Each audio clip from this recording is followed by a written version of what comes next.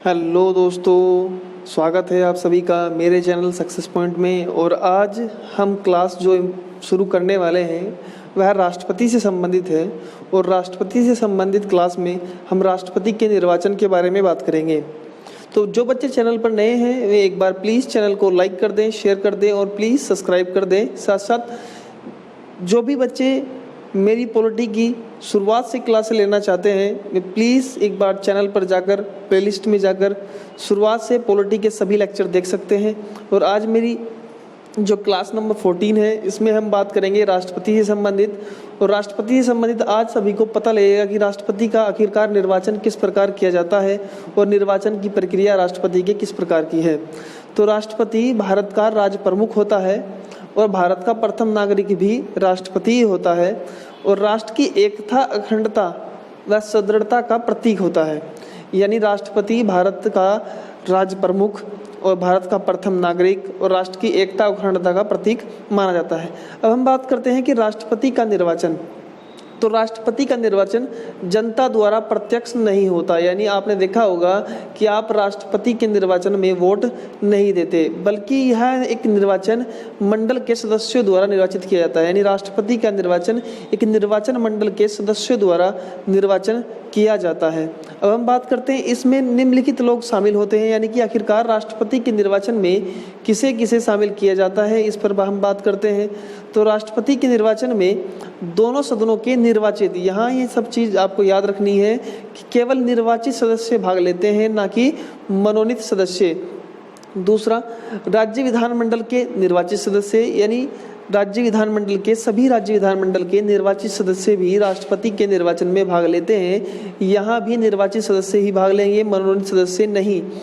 और केंद्र शासित प्रदेश दिल्ली व पांडिचेरी के निर्वाचित, दोनों विधानसभाओं के निर्वाचित सदस्य भाग लेते हैं। यही सदस्य भाग लेंगे राष्ट्रपति के निर्वाचन में। इस प्रकार संसद के दोनों सदनों के मनोनीत सदस्य, यहाँ देखो मनोनीत सदस्य व राज्य विधानमंडल के मनोनीत सदस्य व राज्य विधान परिषद व के निर्वाचित व मनोनीत, यानी राज्य विधानसभा के मनोनीत तथा राज्य विधान परिषद यानी एमएलसी निर्वाचित मनोनीत व दिल्ली व पांडिचेरी के मनोनीत सदस्य राष्ट्रपति के निर्वाचन में भाग नहीं लेते। यानी हमने देखा कि राष्ट्रपति के निर्वाचन में ना तो संसद के मनोनीत सदस्य, ना तो संसद के मनोनीत सदस्य और ना ही राज्य विधानसभाओं के मनोनीत सदस्य और ना ही राज्य विधानसभाओं के निर्वाचित प्लस मनोनीत तथा पांडिचेरी व दिल्ली के जो मनोनीत सदस्य हैं वह भी यहाँ भाग नहीं लेते। यानी मनोनीत सदस्य राष्ट्रपति के निर्वाचन में भाग नहीं लेते। अब हम बात करते हैं कि इसके सदस्य राष्ट्रपति के निर्वाचन में भाग नहीं लेते अगर कोई राज्य विधानमंडल या राज्य विधानसभा विघटित हो जाए, समाप्त हो जाए।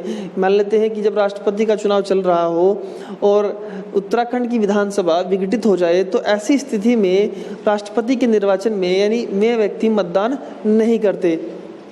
आगे हम बात करते हैं कि इसके सदस्य राष्ट्रपति के निर्वाचन में मतदान नहीं कर सकते। इस स्थिति में जबकि विघटित सभा का चुनाव राष्ट्रपति के निर्वाचन से पूर्व हुआ हो।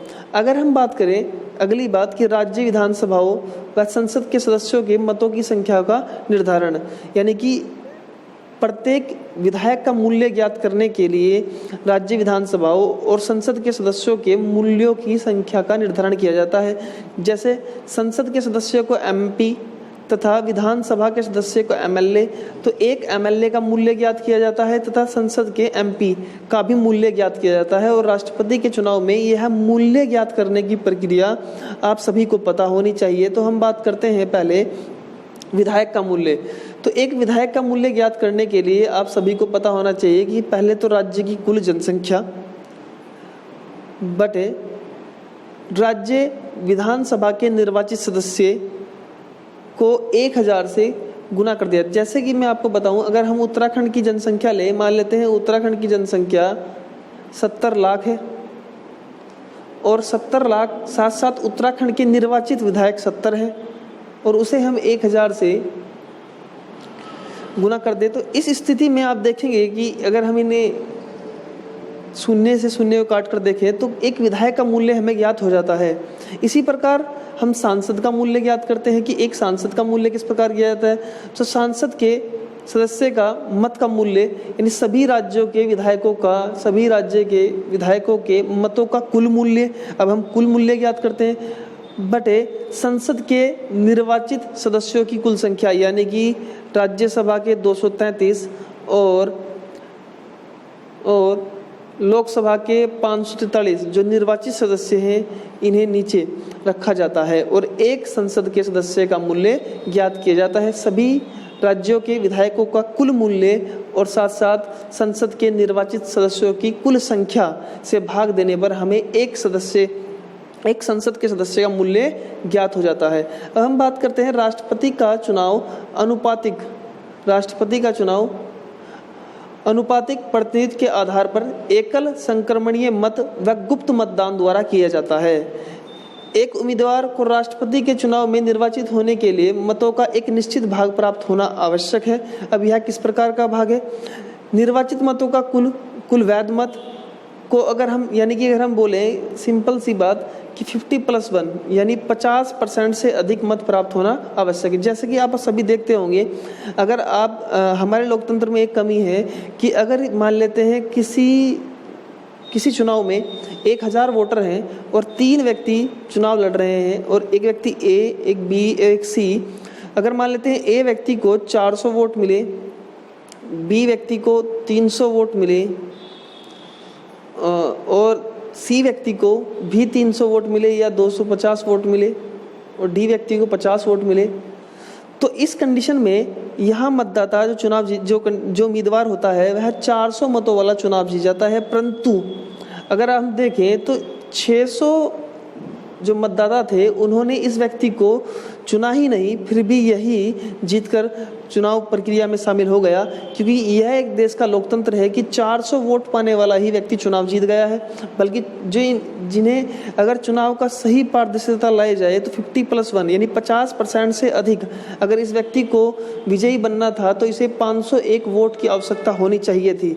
परंतु भारतीय लोकतंत्र में ऐसी व्यवस्था नहीं की गई है, परंतु भारत के राष्ट्रपति का चुनाव इसी आधार पर किया जाता है और भारत के राष्ट्रपति के चुनाव में यह व्यवस्था की जाती है कि कम से कम 50+1 51 वोट मिलना आवश्यक है। यानी अगर कुल पोलिंग 100 का है तो 50+1 यानी 51 वोट मिलकर ही व्यक्ति जीत हासिल कर सकता है। एकमात्र चुनाव ऐसा राष्ट्रपति का ही होता है। अगर हम बात करें राष्ट्रपति के चुनाव के लिए कि क्या अर्हता है कि आखिरकार कौन व्यक्ति राष्ट्रपति बनेगा, तो पहली कंडीशन तो यह है कि वह भारत का नागरिक होना चाहिए।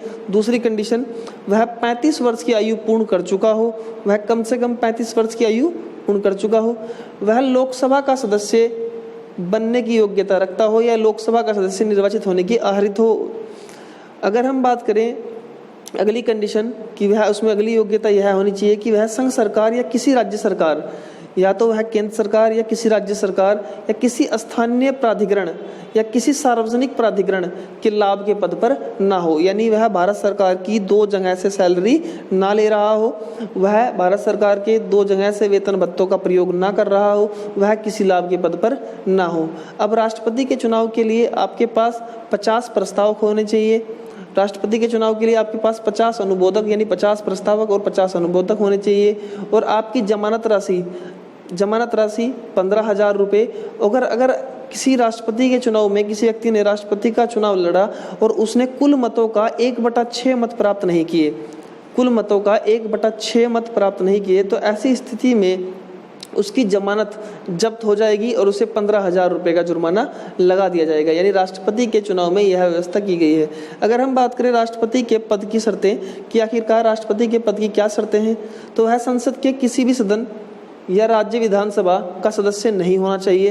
यानी या तो वह संसद के ना तो लोकसभा, ना ही राज्यसभा, ना ही किसी राज्य की विधानसभा, ना ही MLC, इन किसी भी पद पर नहीं होना चाहिए। यदि ऐसा कोई व्यक्ति राष्ट्रपति निर्वाचित हो जाता है तो उसे पद ग्रहण करने से पूर्व उस पद को त्याग देना चाहिए। यदि ऐसा व्यक्ति राष्ट्रपति के पद पर निर्वाचित हो जाता है तो उसे पद ग्रहण करने से पहले ही यह पद त्यागपत्र दे देना चाहिए। अगर हम बात करें वह कोई लाभ का पद धारण ना किया हो, यानी ऐसा व्यक्ति किसी लाभ के पद पर ना हो, उसे राष्ट्रपति भवन आवंटित होगा। अगर वह इस पद पर उसकी उपाधि, वेतन भत्ते व पदावधि के दौरान कम नहीं किए जा सकते। यानी कि जब राष्ट्रपति अपने पद पर होता है तो उसकी पदावधि, उसके वेतन भत्ते को कम नहीं किया जा सकता। अब हम बात करते हैं कि राष्ट्रपति को किस प्रकार हटाया जा सकता है। तो राष्ट्रपति की अभी हम बात करते हैं पदावधि की। राष्ट्रपति की पदावधि कितनी होती है? तो राष्ट्रपति की पदावधि 5 वर्ष की होती है और राष्ट्रपति पर महाभियोग प्रक्रिया द्वारा ही उसे हटाया जा सकता है या उसका पद रिक्त होने की स्थिति में। तो हम बात करते हैं कि आगे, हालांकि वह पदावधि में किसी भी समय अपना त्यागपत्र उपराष्ट्रपति को दे सकता है। यानी अगर राष्ट्रपति चाहे तो वह किसी भी समय पदावधि के दौरान अपना त्यागपत्र उपराष्ट्रपति को दे सकता है। राष्ट्रपति को महाभियोग द्वारा हटाया जा सकता है। राष्ट्रपति को महाभियोग द्वारा हटाया जा सकता है, जिसका एकमात्र आधार यह है कि अगर राष्ट्रपति संविधान का उल्लंघन कर दे, संविधान के अनुसार कार्य न करे, तो उसी स्थिति में राष्ट्रपति पर महाभियोग चलाया जा सकता है। परंतु भारतीय संविधान में कहीं भी यह नहीं लिखा गया है कि वह संविधान के उल्लंघन का दायरा किस आधार पर होगा और कितना उल्लंघन होगा। ऐसी कोई व्यवस्था नहीं दिखाई गई है भारतीय संविधान में कि आखिरकार भारत का राष्ट्रपति किस दायरे तक संविधान के उल्लंघन को कर सकता है। अगर हम बात करें, जब उसका उत्तराधिकारी पद ग्रहण न करे तो राष्ट्रपति, जब तक उसका उत्तराधिकारी पद ग्रहण न कर ले तो राष्ट्रपति 5 वर्ष के कार्यकाल के उपरांत भी अपने पद पर बना रहता है। यानी जब तक नया राष्ट्रपति इस पद पर चुन नहीं लिया जाता, वह जब तक अपने पद को नहीं छोड़ सकता। वह इस पर पुनः निर्वाचित हो सकता है, यानी कि राष्ट्रपति एक बार पुनः निर्वाचित हो सकता है। हालांकि अमेरिका में एक व्यक्ति सिर्फ 2 बार ही राष्ट्रपति बन सकता है और भारत में राष्ट्रपति कितनी भी बार बना जा सकता है। परंतु डॉक्टर राजेंद्र प्रसाद एकमात्र ऐसे राष्ट्रपति हैं जो 2 बार भारत के राष्ट्रपति बने हैं। उसके बाद अब तक सभी राष्ट्रपति एक बार ही भारत के राष्ट्रपति बने हैं। अगर हम बात करें तो राष्ट्रपति पर महाभियोग, तो संविधान का उल्लंघन करने पर राष्ट्रपति पर महाभियोग चलाया जा सकता है। महाभियोग संसद के किसी भी सदन में प्रारंभ किया जा सकता है। उस सदन के 1/4 सदस्य द्वारा हस्ताक्षर होने चाहिए और इसकी सूचना राष्ट्रपति को 14 दिन पहले देनी होगी। राष्ट्रपति को 14 दिन का नोटिस देकर उसकी सूचना देनी होगी। महाभियोग का प्रस्ताव, अब महाभियोग का प्रस्ताव किस प्रकार लाया जाता है? तो महाभियोग का प्रस्ताव 2/3 बहुमत से पारित करने के बाद दूसरे सदन में भेजा जाता है। यानी 2/3 बहुमत से बहुमत पारित करने के बाद ही एक सदन से दूसरे सदन में यह प्रस्ताव भेजा जाता है, जिसे इन आरोपों की जाँच करनी चाहिए। राष्ट्रपति उसमें उपस्थित होने और उनके प्रतिनिधित्व कराने का अधिकार होगा। यदि दूसरा सदन भी आरोप को सही पाता है और 2/3 बहुमत से इस प्रस्ताव को पारित कर देता है, यानी दूसरा सदन भी इसे पारित कर देता है, तो राष्ट्रपति प्रस्ताव पारित होने की तिथि से अपने पद से हटना, यानी राष्ट्रपति प्रस्ताव पारित होने की तिथि से ही अपने पद से हट जाएगा। अगर हम बात करें तो महाभियोग एक अर्धन्यायिक प्रक्रिया है। महाभियोग एक अर्धन्यायिक प्रक्रिया है। इसमें यह ध्यान देने योग्य बात यह है कि संसद के दोनों सदनों में नामांकित सदस्य राष्ट्रपति के चुनाव में तो भाग नहीं लेते, परंतु महाभियोग में भाग लेते हैं। यानी हमने देखा था कि राष्ट्रपति के चुनाव में संसद के निर्वाचित सदस्य, विधानसभा के निर्वाचित सदस्य व दिल्ली व पौंडीचेरी के निर्वाचित सदस्य भाग लेते हैं। परंतु जब राष्ट्रपति को हटाने की बात की जाती है और उस पर महाभियोग की बात की जाती है, तो संसद के निर्वाचित प्लस मनोनीत भी और राज्यसभा के निर्वाचित प्लस मनोनीत, साथ साथ दिल्ली व पौंडीचेरी के निर्वाचित व मनोनीत दोनों सदस्य भाग लेते हैं। अगर हम बात करें तो राज्य विधानमंडल के सदस्य इसमें भाग नहीं लेते। यहाँ ये बहुत अच्छी बात लिखी हुई है कि चुनाव में राज्य विधानमंडल यानी एमएलए भाग ले रहे थे, परंतु जब उसे हटाने की बात की गई तो उस समय राज्य विधानमंडल एमएलए भाग नहीं लेते। राज्य विधानमंडल के निर्वाचित दिल्ली और पांडिचेरी केंद्र शासित प्रदेश भी राष्ट्रपति के चुनाव में भाग लेते हैं, परंतु जब उसे हटाने की बात की जाती है तो उसे वहाँ दिल्ली या पौंडीचेरी के निर्वाचित प्लस मनोनीत सदस्य भाग नहीं लेते। और इससे पहले मेरे से छोटी सी मिस्टेक हो गई थी कि मैंने बोल दिया था कि दिल्ली और पौंडीचेरी के निर्वाचित प्लस मनोनीत सदस्य भाग लेते हैं, परंतु वे भाग नहीं लेते, वे महाभियोग में भाग नहीं लेते। अगर हम बात करें राष्ट्रपति के पद की रिक्तियाँ किस प्रकार होंगी, तो 5 वर्ष का कार्यकाल समाप्त होने पर वह अपने पद से हट जाएगा। वह अपना त्यागपत्र उपराष्ट्रपति को दे सकता है। वह महाभियोग की प्रक्रिया द्वारा हटाया जा सकता है। यदि उसकी मृत्यु हो जाए तो यदि उसके निर्वाचन को अवैध घोषित कर दिया जाए तो ऐसी स्थिति में राष्ट्रपति को अपने पद से हटना होगा। अब बात करते हैं राष्ट्रपति की अनुपस्थिति का कार्यवाह। तो राष्ट्रपति की अनुपस्थिति में कार्यवाह उपराष्ट्रपति होगा। अगर राष्ट्रपति उपस्थित नहीं है तो ऐसी स्थिति में उपराष्ट्रपति कार्यवाह होगा।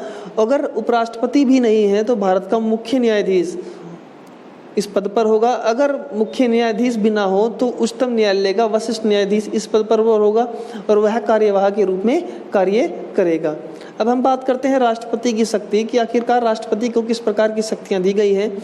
तो राष्ट्रपति के पास एक तो कार्यकारी शक्तियां हैं, विधायी शक्तियां हैं, वित्तीय शक्तियां हैं, न्यायिक शक्तियां हैं, कूटनीतिक शक्तियां हैं, सैन्य शक्तियां हैं और आपातकालीन शक्तियां हैं।